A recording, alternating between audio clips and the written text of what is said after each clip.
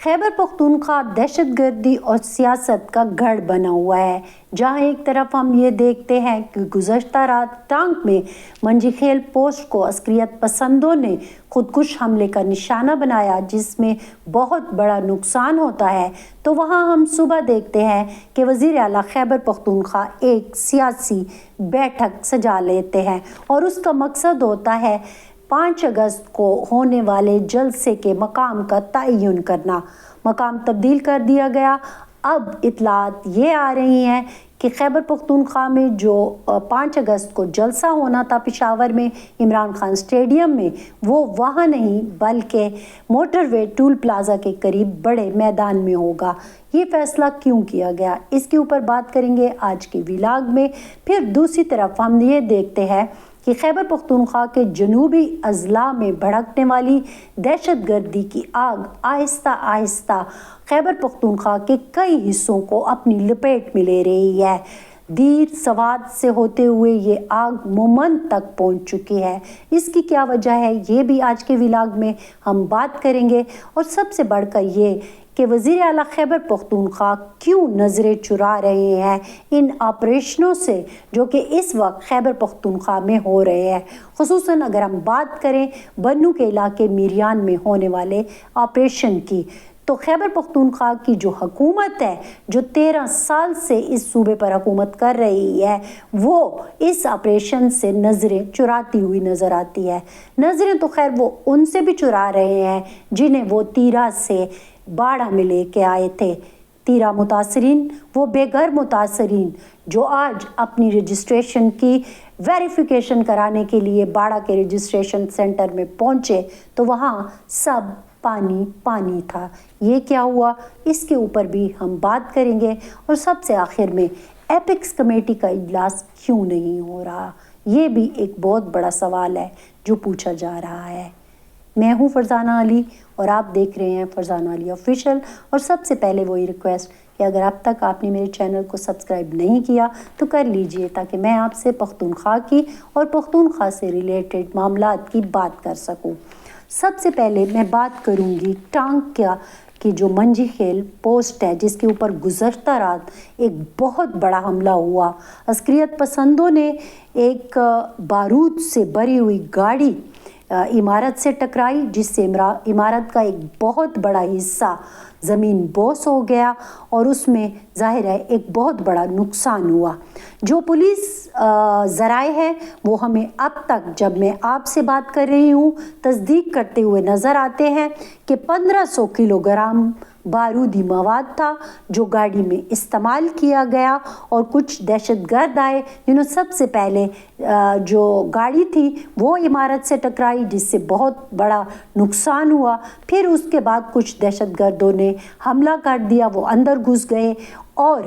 Firing کا بھی ایک سلسلہ جاری رہا۔ بہرحال مقابلہ ہوا، لیکن نقصان بہت بڑا ہو گیا، دہشت گرد بھی مارے گئے۔ لیکن جب ہم سیکیورٹی اہلکاروں کا پولیس سمیت نقصان دیکھتے ہیں، تو جو اب تک ہمارے پاس، جب میں آپ سے بات کر رہی ہوں، 14 اہلکار شہید اور درجن بھر سے زائد زخمی ہمیں بتائے گئے ہیں، یہ پولیس ذرائع کا کہنا ہے۔ اوورآل اگر ہم دیکھیں تو بتایا جاتا ہے کہ اس پوسٹ میں 40 سے زائد اہلکار جو ہے وہ موجود ہوتے ہیں۔ بہرحال اچانک کل جب عسکریت پسندوں نے حملہ کیا، رات کا وقت تھا، وہی ایک طریقہ ہے کہ جو ہم نے بنوں میں بھی دیکھا کہ رات گئے کہ حملہ کیا جاتا ہے، اور پھر اس کے بعد ہم نے یہی طریقہ جو ہے حسن خیل میں بھی دیکھا اور گزشتہ رات ٹانک میں بھی دیکھا۔ تو یہ ایک بہت بڑا نقصان ہے، اور اسی نقصان سے بچنے کے لیے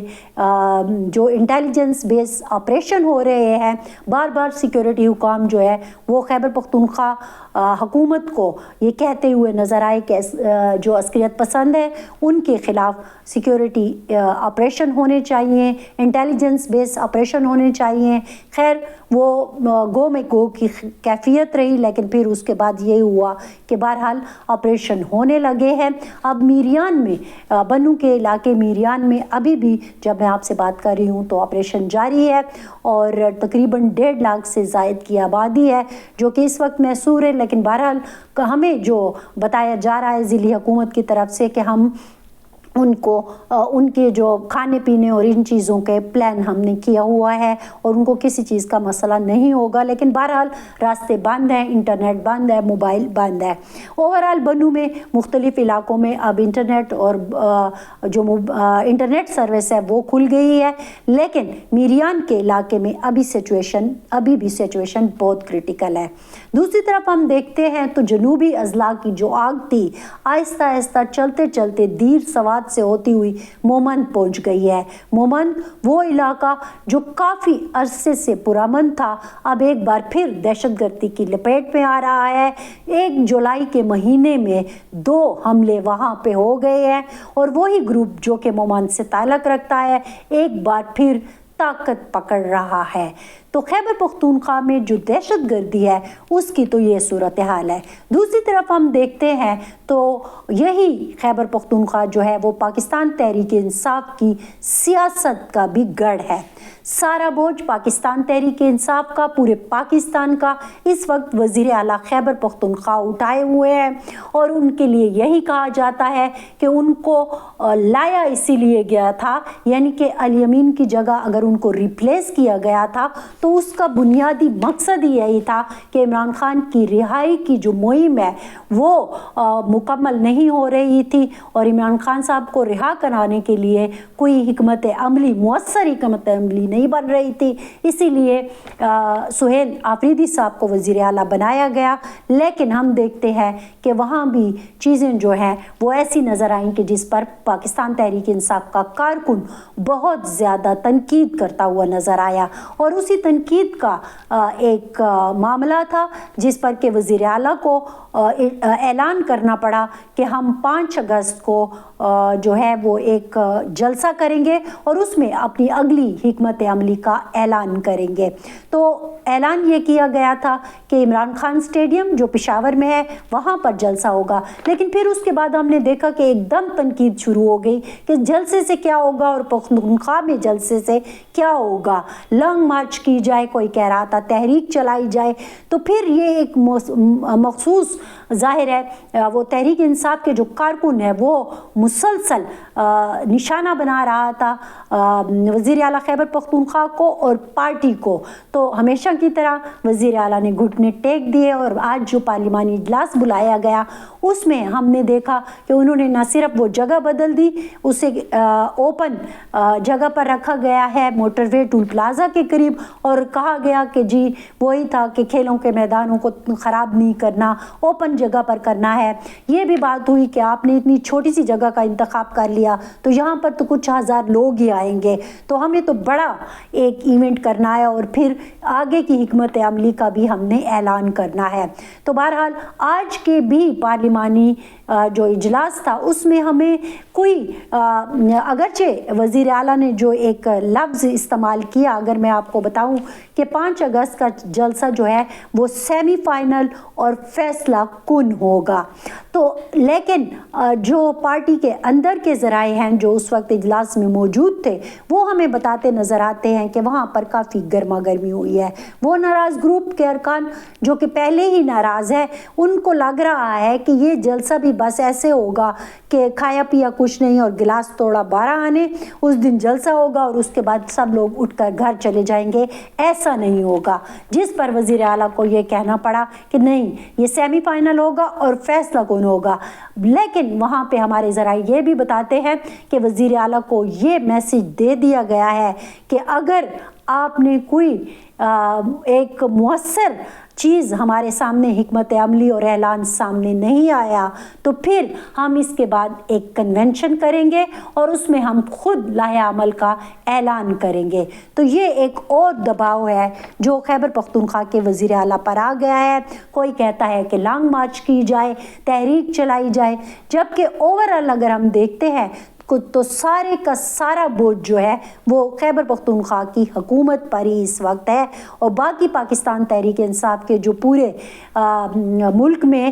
مختلف صوبوں میں لوگ ہیں وہ زیادہ تر ہمیں آزاد ہی نظر آتے ہیں۔ اب یہی بوجھ کی وجہ ہے کہ خیبر پختونخوا کی حکومت کے جو وزیر ہیں یا خود وزیر اعلیٰ صاحب ہیں وہ اس دہشت گردی سے اپنی آنکھیں جو ہے وہ چرائے ہوئے ہیں اور شاید वो आंखें अपने उन लोगों से भी चुराए हुए हैं जिन्होंने उन्हें वोट दिया है। मैं बात कर रही हूँ तीरा की, तीरा के उन मुतासरीन की, तीरा के उन बेघर अफराद की जो अभी भी मुख्तलिफ इलाकों में बाड़ा के मौजूद हैं, अपने घरों को वापस नहीं जा सकते। और आज ये मंज़र हमें देखने को मिला कि जो बाड़ा में रजिस्ट्रेशन कैंप था जहाँ पे के वेरिफिकेशन हो रही है मुतासरीन की, वहाँ पे पानी ही पानी था। ज़िली हुकूमत वो पानी भी ना निकाल सकी। 2 बजे की मेरे पास फुटेज थी, सोशल मीडिया पर भी आपको दिखी होगी। तो ये वो चीज़ें हैं कि आप दहशतगर्दी से भी नज़रें चुरा रहे हैं, लेकिन साथ ही साथ आप उन मुतासरीन से भी शायद नज़रें चुरा रहे हैं। और वजह वही है कि सियासी बोझ बहुत ज़्यादा है, और शायद यही सियासी बोझ है जो वज़ीर आला को अस्करी हुकाम के साथ भी नहीं बैठने देता। यही इसलिए हम देखते हैं कि एपिक्स कमेटी का इजलास जो कि फरवरी में हुआ था, मेरे ख्याल में 10 फरवरी को हुआ था, उसके बाद उसकी कोई मीटिंग नहीं हुई है। यही वजह है कि हमें पता नहीं चल पाता, पख्तूनख्वा के लोगों को पता नहीं चल रहा ऑपरेशन हो रहे हैं नहीं हो रहे हैं, ड्रोन के ख़िलाफ़ क्या हो रहा है, सियासी हुकूमत क्या कर रही है, जो अस्करी ज़राए हैं वो क्या कर रहे हैं, सिक्योरिटी फोर्सेस पर हमले हो रहे हैं, पुलिस पर हमले हो रहे हैं, अवाम पर हमले हो रहे हैं। लेकिन खैबर पख्तूनख्वा फंसा हुआ है एक सियासी मखमसे में। अब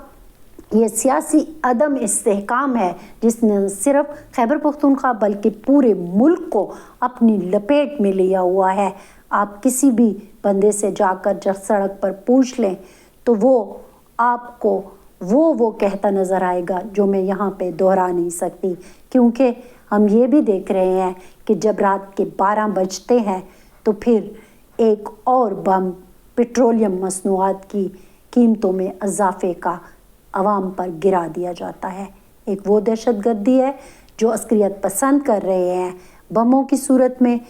और बारूद की सूरत में, और एक ये महंगाई के बम है, और इसमें फंसी हुई हैं हुकूमतें, सियासी हुकूमतें। वो कुछ भी नहीं कर पा रही। क्यों नहीं कर पा रही? जमहूरियत क्यों नहीं अपना ज़ोर दिखा पा रही है? ये वो सवाल है जो मैं यहाँ आज के इस वीलाग में आपके पास छोड़े जा रही हूँ। मेरी तरफ से इतना ही। फरजाना अली को दीजिए इजाज़त। अल्लाह हाफ़िज़।